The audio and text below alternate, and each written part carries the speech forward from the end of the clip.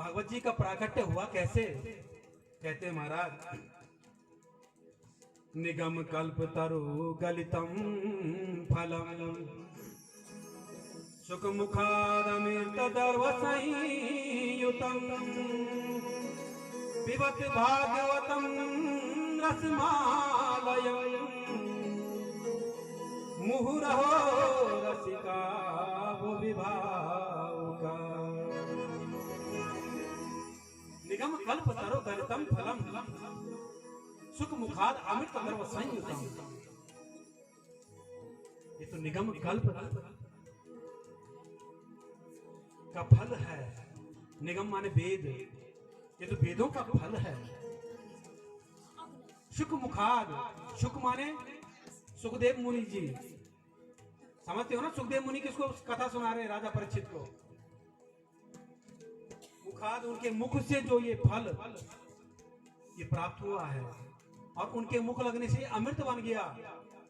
पिबत भागवतम रसमालयम मुहुरहो रसिका भाव का। पिबत, पिबत माने पीना, भागवतम रसमालयम, ये जो भागवत का रस है ना, इसको पियो। और किससे पियो? कान से। अब आप बोलोगे कान से कोई पी सकता है क्या? भाई पीना तो मुख से कहते हैं ना।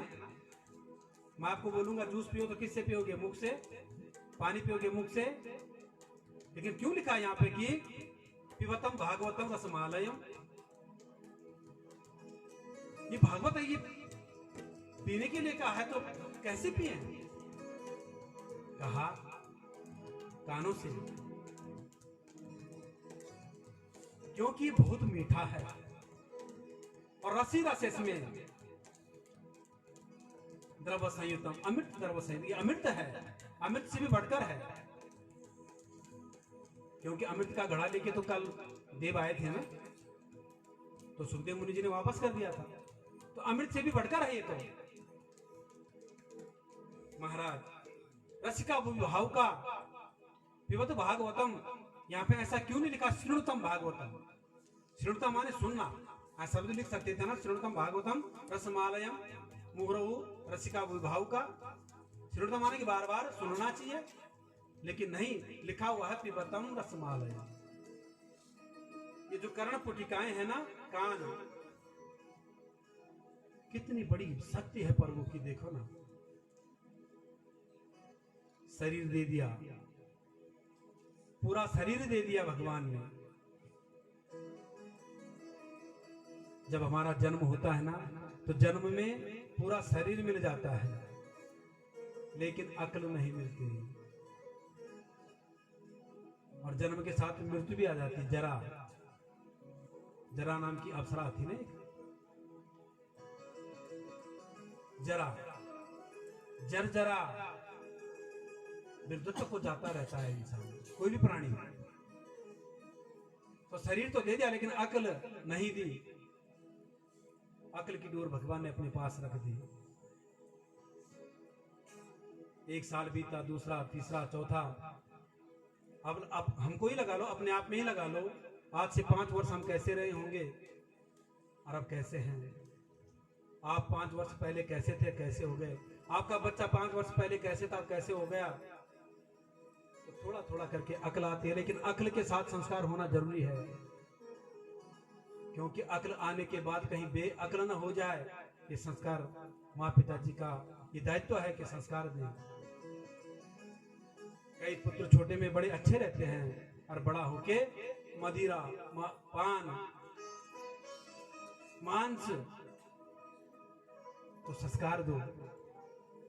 ये कैसा फल है? ये मीठा फल। इसको कानों को क्यों बोला गया है? क्योंकि कानों से जिसने कथा सुनी और दूसरे कान से बाहर निकाल दी तो निरर्थक है। लेकिन कान से सुनी और ठीक कान से सुनने के बाद अपने हृदय में उतार दी, इसको पीना कहा गया है।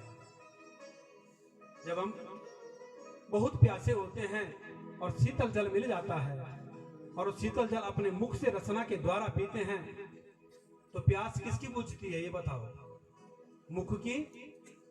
मुख की प्यास बुझती है, या जीभ की रसना की, या दांतों की, या गले की? प्यास बुझती है आत्मा की, हृदय की।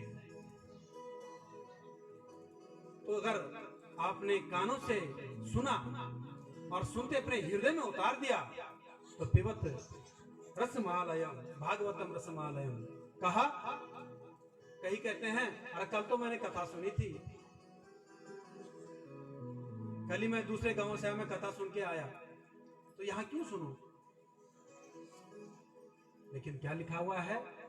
मुहुरहो रसिका वो विभाव कहा। मुहुरहो, संस्कृत में मुहुरो कहते हैं बार बार को, रसिका वो भाव का, भाव से इसको बार बार पियो, आत्मा शुद्ध होगी, मन शुद्ध होगा। कहा नीचे कैसे आया? कहा सुख के मुख के द्वारा, सुखदेव के मुख के द्वारा ये फल नीचे आया। ये वेदों का फल है, वेद वृक्ष है, वृक्ष में वो रस नहीं, यद्यपि रस मूल से और वृक्ष से आता है, लेकिन रस भरा फल में है। कहा कैसे आया? कहा मुख से। अगर किसी फल पे सुखदेव का मुख लग गया, सुख समझते हो? सुख माने संस्कृत में सुख बोल देना तो कौन है?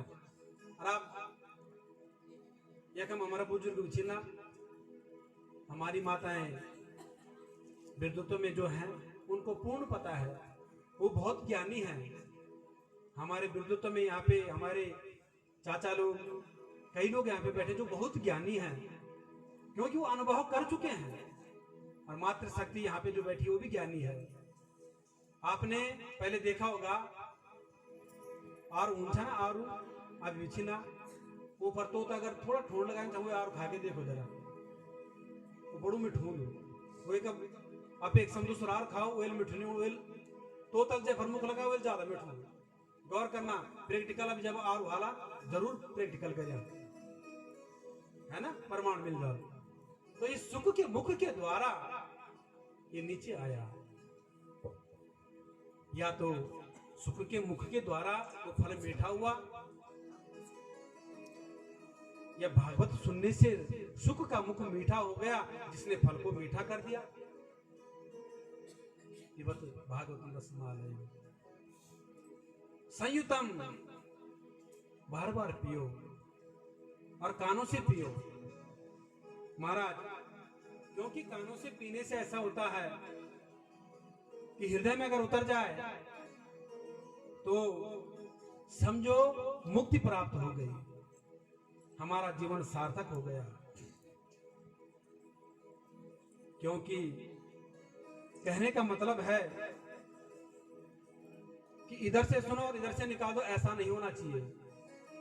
एक चाहना वाला एक मूर्ति बनाना चाहे, अब जब मूर्ति बनाना चाहो पितले की मूर्ति बनाना चाहो और वही मूर्ति बनाया, द्वि मूर्ति बना दी, एक जन एक वजन आकार एक ही जन और द्वि मूर्ति धैर्य दिन है दिखाना पड़ा। जब ग्राहकाना छीना तो ग्राहकन ग्राहक गुरबाल के ये मूर्ति कर गए चोल वाल 1 लाख रुपए, एक मूर्ति वाला या कर गए वाल 1000 रुपए, हर मूर्ति एक ही जन थी, दुए पितले थी, दुए वजन एक ही, दुए भर पितल उदगे लगे, आकार बुझ गए, ऊंचाई बुझ गए, आधार बुझ गए, तो भाग्य ले भेद।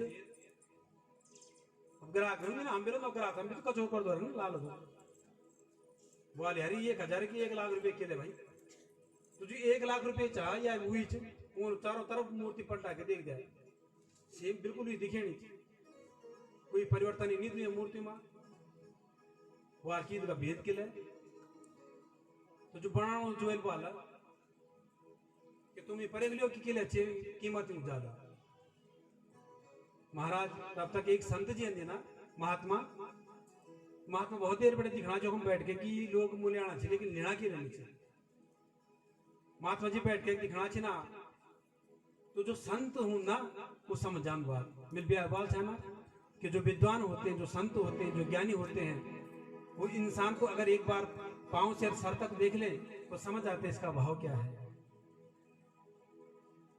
इसमें भाव है या भक्ति है कि नहीं, ये बोलता है या करता भी है, ये समझ आते हैं ज्ञानी लोग।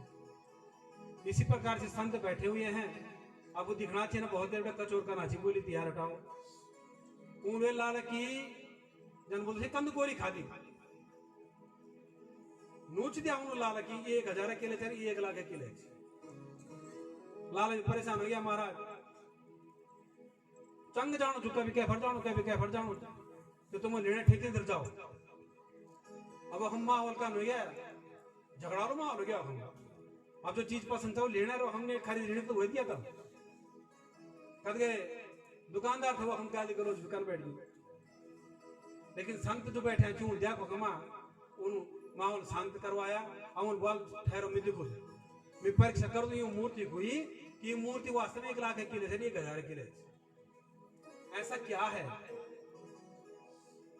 महाराज संत जो थे वहां पे खड़े हुए और उन्होंने उसी दुकानदार से एक सुतली ली और सुतली को पानी के माध्यम से उन्होंने उसको बोटा मींड जो हाथ पर और बारीक बना दिया खड़ी करके और एक मूर्ति का कन उफड़ू डाला और जानी सुतली भीतर भीतर के आया और सुतली दूसरे कन रास्ता बहरा गया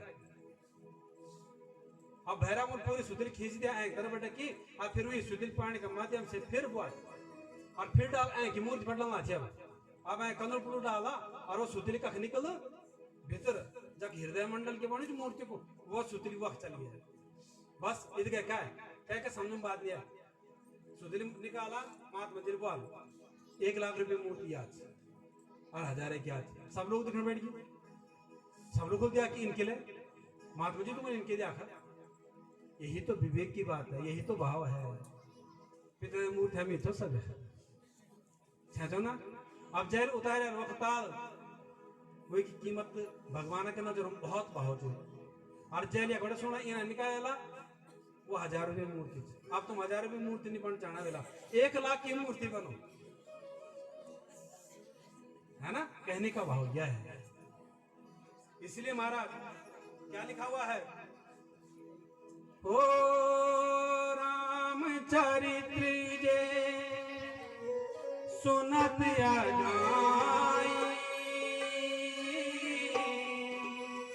रस विशेष जाना तिन ही नाई राम सिया राम जय जय राम राम सिया राम जय जय राम ओ जिन हरि कथा तू नी नहीं गाना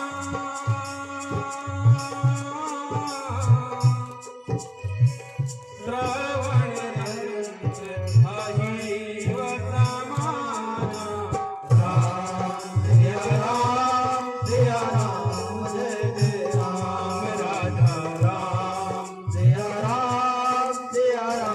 जय जय राम सबके मन में बसते राम राम सिया राम जय जय राम दशरथ के घर जन मेरा राम सिया राम जय जय राम राजा राम सिया राम जय जय राम परमात्मा की कितनी बड़ी कृपा है राम रचित राम ने जो रच लिया भगवान ने तो रचा है ना हमें तो जो ये मूर्ति मिली है ना इसका लाभ उठाओ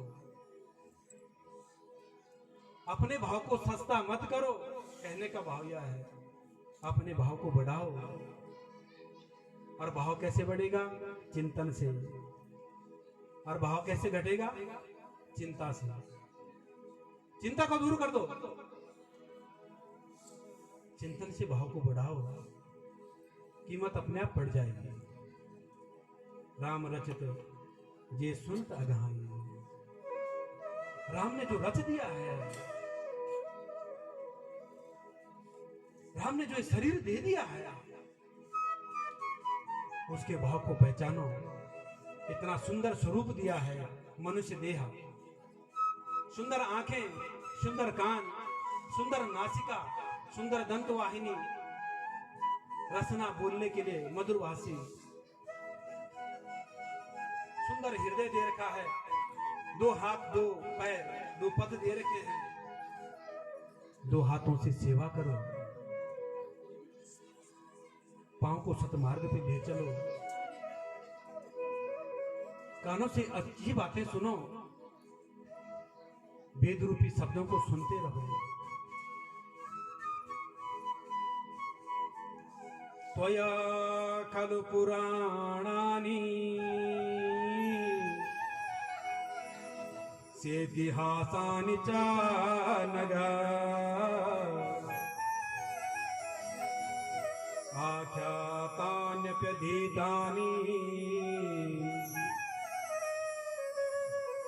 धर्मशास्त्राणि यान्युत। महाराज सूत जी कहते हैं कि हे सौनकादि, सूची से सौनकादि ऋषि कहते हैं कि हे ऋषि, आप तो इतिहास के जानकार हैं। आपने कहा ना कि ये फल वेदों का है,